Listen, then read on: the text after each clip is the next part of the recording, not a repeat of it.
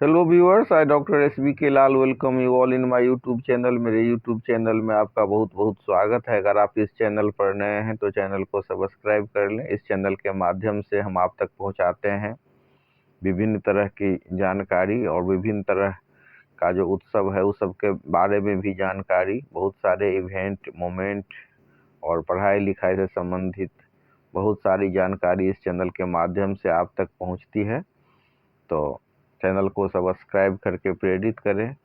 आज जो आप भी इसमें छठ महापर्व का दृश्य देखेंगे उसको मैंने एक मधुबनी जिला के का एक गांव है कन्हौली खजौली, वहां पर कमला नदी बहती है, उसके किनारे जो आयोजित किया गया है ये छठ महापर्व, जिसमें दूर दूर से लोग आते हैं और कई गांव के लोग यहाँ पर इकट्ठा होते हैं कमला नदी के किनारे। तो उसी कमला नदी पर जो छठ पर्व मनाया जा रहा है उसका दृश्य आप इस वीडियो के माध्यम से देख सकते हैं। तो सूर्योपासना और लोक आस्था का महापर्व छठ का दर्शन आपको यहाँ पर होगा। ये छठ पूजा सादगी और पवित्रता का त्योहार है, प्रकृति से जोड़ने वाला है और श्रद्धा भक्ति निष्ठा का अपूर्व समन्वय है और हमारे समृद्ध संस्कृति और जीवन मूल्य को सहेजने वाला ये पर्व है, जिसमें हम आत्मशुद्धि, मन की निर्मलता और जीवन के अनुशासन को देख सकते हैं। सूर्यदेव भगवान हमारे जीवन में नई ऊर्जा और सकारात्मकता का संचार करते हैं इस पर्व के माध्यम से। तो इस पर्व के माध्यम से हम देख सकते हैं कि जो व्रती हैं या उनके परिजन हैं अपने परिवार के सुख समृद्धि के कामना हेतु इस पर्व को मनाते हैं।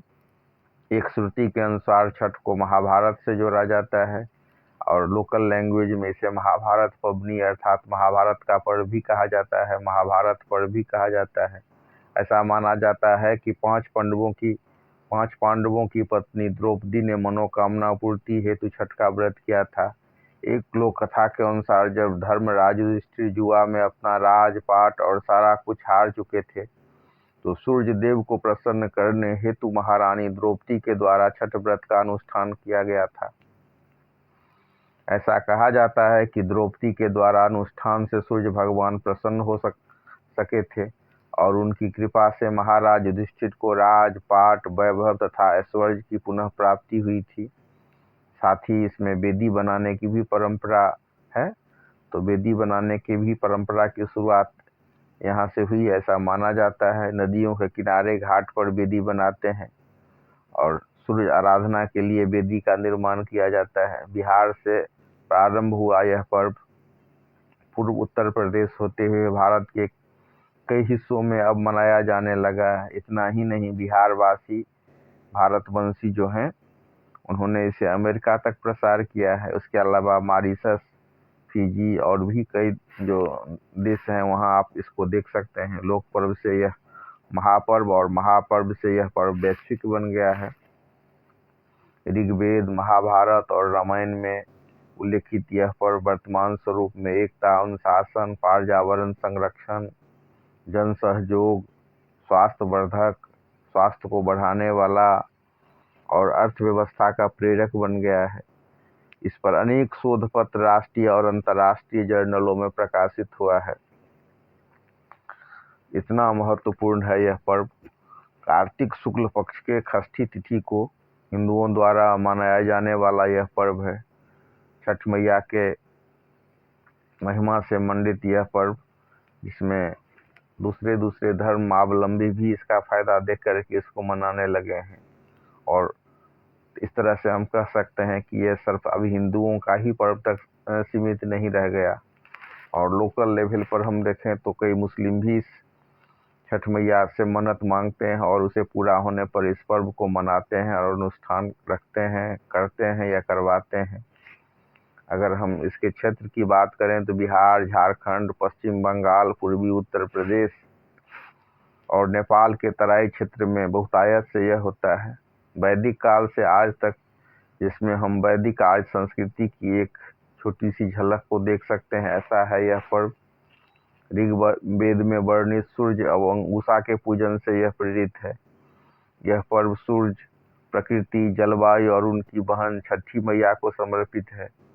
मिथिला में रणबे माई, भोजपुरी में सविता माई और बंगाल में रणबे ठाकुर कहा जाता है इनके देवी को।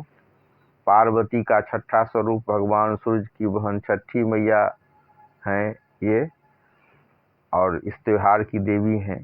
तो इस तरह से इसमें पार्वती का भी पूजन होता है। काली पूजा के छठे दिन को यह मनाया जाता है छठ पर्व। बिना सिलाई किए हुए सूती वस्त्र धारण करती हैं महिलाएं। इसमें पवित्र स्नान होता है, जिसको हम लोकल लैंग्वेज में नहाई खाई बोलते हैं। फिर निर्जला व्रत होता है, खरना होता है, लंबे समय तक पानी में खड़ा रहने का विधान है। फिर नैवेद्य और अर्घ्य प्रदान किया जाता है। घाट के किनारे भ्रमण की भी परंपरा है एवं विधान है। पर्यावरण के अनुकूल यह त्योहार नदी और तालाब में मनाया जाता है, और मनाने से पहले तालाब का सफाई भी किया जाता है। लेकिन वर्तमान में एक चीज़ आपको देखने को मिलेगा कि पटाखा, शोर जैसी विकृतियाँ उत्पन्न हो गई हैं। काफ़ी तेज आवाज़ में छठ के गीत को लोग बजाते रहते हैं, और पटाखा सब के माध्यम से ढेर सारा प्रदूषण भी फैलता है। तो ये विसंगति बहुत व्यथित करती है कि शांति से मनाया जाने वाला पर्व, जिसमें कि इतना बड़ा साधना होता है और मन में जो खुशी का हार्मोन है उसको ये बढ़ाने वाला है, तो उसके लिए ज़रूरी है कि शांति। लेकिन इसी बीच इतना तेज आवाज़ में आपको देखिएगा घाट पर जो लाउड स्पीकर ये सब बजाया जाता है, यह सब बहुत मन को व्यथित करने वाला है। आइए अब चर्चा करते हैं कुछ जनश्रुति के हिसाब से, और जनश्रुति के बारे में जिसके हिसाब से, जिसके आधार पर छठ पर्व मनाया जाता है। तो एक जनश्रुति के अनुसार माँ सीता द्वारा गंगा के बीच अवस्थित एक शिलाखंड पर यह छठ पर्व मनाया गया था। और बेगूसराय में जाइए, मुंगेर में जाइए, मुंगेर घाट में जाइए, तो वहाँ के लोग आपको बताएंगे कि मुंगेर में कैसे अवस्थित है यह शिलाखंड, जहाँ पर माँ सीता ने छठ पर्व को मनाया था। फिर एक अन्य जनश्रुति के हिसाब से देवासुर संग्राम में देवता के पराजय के बाद देव माता अदिति के द्वारा दिव्य पुत्र के प्राप्ति हेतु अपने पुत्री की आराधना छठ के रूप में की गई थी, और सर्वगुण संपन्न तेजस्वी पुत्र की प्राप्ति हेतु यह प्रार्थना की गई थी, यह अनुष्ठान किया गया था। और फिर हुआ भी ऐसा ही। त्रिदेव के रूप में भगवान आदित्य का जन्म हुआ, जिनके कृपा से असुरों पर देवताओं को विजय मिली। और आदित्य नाम सूर्य का भी एक नाम है आदित्य। तो छठ पूजा साल में 2 बार मनाया जाता है। छठ पूजा एक बार चैत में और दूसरा कार्तिक में, लेकिन सर्वाधिक प्रचलन वाला कार्तिक मास वाला ही छठ है। इसके अलावा नवरात्रि के षष्ठी तिथि को छठ मैया की पूजा माँ कात्यायनी के रूप में की जाती है। लेकिन ये जो विधिवत है लोक संस्कृति के रूप में जिसको हम मनाते हैं, ये चैत और कार्तिक में मनाया जाता है। कहा जाता है कि इस तिथि को खगोलीय परिवर्तन के कारण सूर्य की पराबैंगनी किरणें ज़्यादा मात्रा में पृथ्वी की सतह पर इकट्ठी हो जाती हैं, तो सूर्योदय और सूर्यास्त को यह और भी सघन हो जाता है। 4 दिनों का यह पर्व है, जिसमें नहाए खाए, जिसमें कि एक पवित्र स्नान होता है, फिर खरना होता है, उपवास होता है, भक्ति गीत होती है, और सूर्यदेव को अर्घ्य दिया जाता है। तो इस पर्व में हम देख सकते हैं 36 घंटों का निर्जला व्रत होता है। विशेष नैवेद्य के रूप में ठकुआ और भुसबा को अर्पित करने का विधान है। तो ठकुआ गेहूं के आटा से बनाया जाता है, और भुसबा चावल का लड्डू होता है।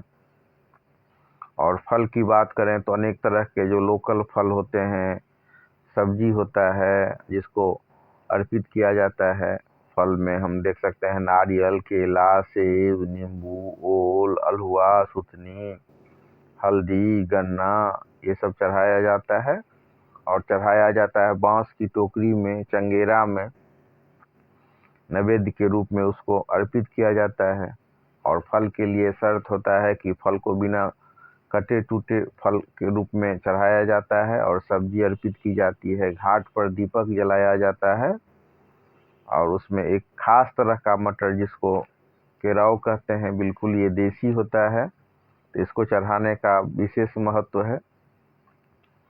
शुद्ध देसी हल्का हरा काला सा मटर होता है, जो मटर से भी थोड़ा सा इसका साइज छोटा ही होता है और इसमें ग्राम देवता के पूजा भी होती है।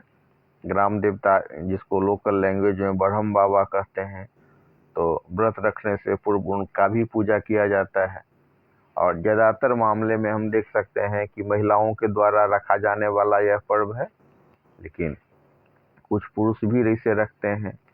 महिलाएं इसे साड़ी में मनाती है और पुरुष धोती में व्रत रखते हैं। धोती पहन अर्थात मतलब साड़ी पहन करके जो व्रत का रस्म है, रिचुअल्स है, उसको महिलाएं पूरा करती हैं और पुरुष धोती में इस रिचुअल्स को पूरा करते हैं। सूर्य की दो पत्नी मानी जाती है, एक उषा और दूसरा प्रत्युषा। तो प्रातः काल में उषा का पूजन होता है और सायंकाल में प्रत्युषा की आराधना का विधान है।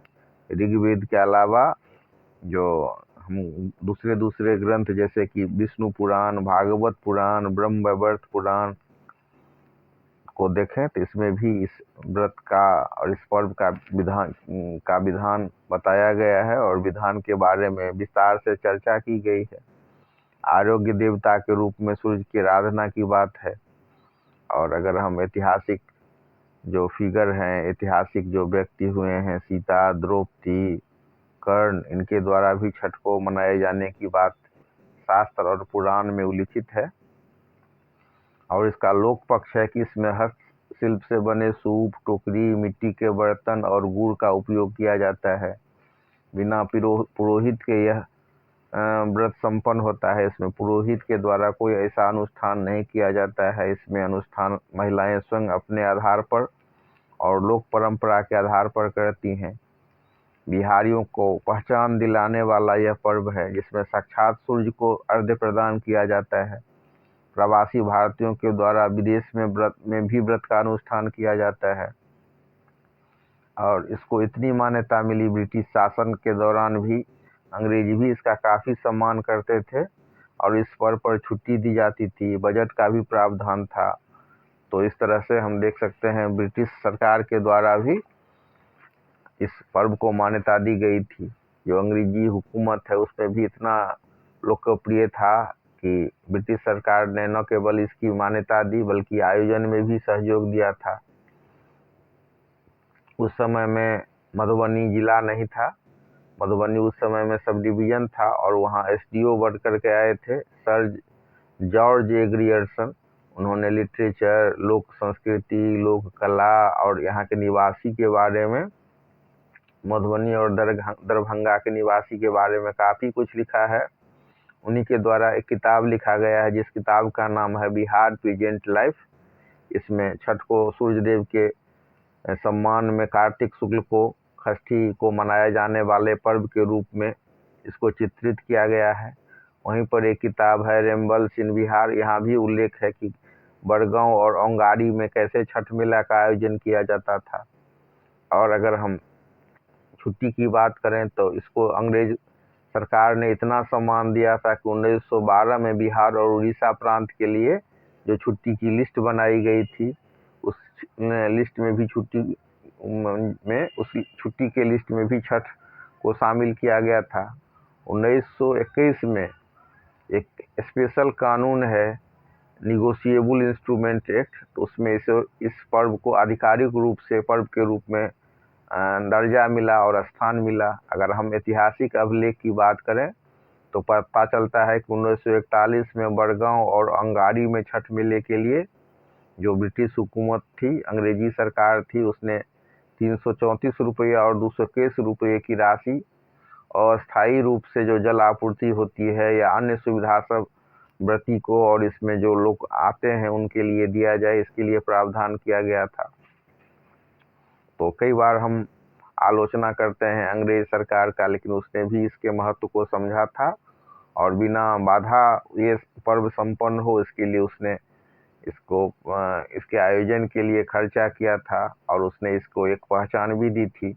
अभी वर्तमान में यूनेस्को के अमूर्त सांस्कृतिक विरासत में शामिल करवाने के लिए प्रयास किया जा रहा है। इस लोक आस्था का जो महापर्व है छठ, इसको और वैश्विक पहचान मिले, वैश्विक मंच पर पहचान मिले, इसके लिए प्रधानमंत्री कार्यालय के द्वारा ऐसा प्रयास किया जा रहा है कि अमूर्त सांस्कृतिक विरासत में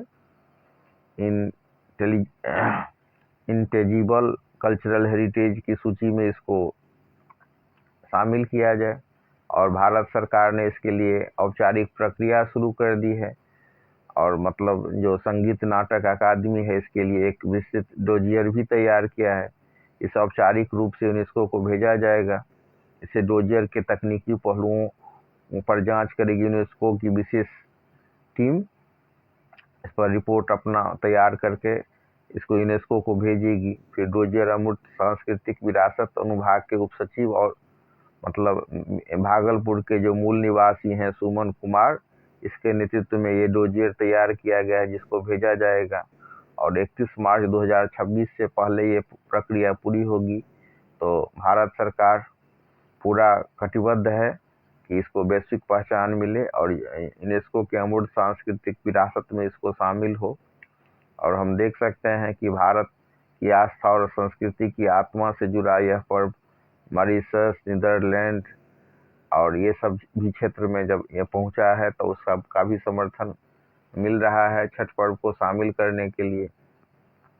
और अगर हम इकोनॉमी को देखें तो इकोनॉमी बूस्टर के रूप में भी इस पर्व का हम उल्लेख कर सकते हैं। 2024 में 12,000 करोड़ का कारोबार हुआ था। तो इसमें जो आर्थिक समृद्धि है उसको भी ये बढ़ाता है, ग्रामीण और शहरी बाजार में नया जान फूंक देता है। इसमें हम देख सकते हैं कि फल, सब्जी, कपड़ा, बांस उत्पाद, दूध, घी, गुड़ और पूजा सामग्री से जुड़े जो छोटे व्यापारी हैं वो भी लाभान्वित होते हैं और उनको भी लाभ मिलता है। हम देख सकते हैं कि इसमें सेब कश्मीर से, संतरा नागपुर से, नारियल और गन्ना यूपी से मंगाए जाते हैं। तो इस तरह से जो व्यापारी हैं छोटे छोटे, उनका अभी व्यापार बूस्टअप होता है। और जो लोग हस्तशिल्प के कारीगर होते हैं जो सूप और दौरा बनाते हैं बांस से, तो उनका भी उद्योग बढ़ता है, उनकी भी आर्थिक आमदनी होती है।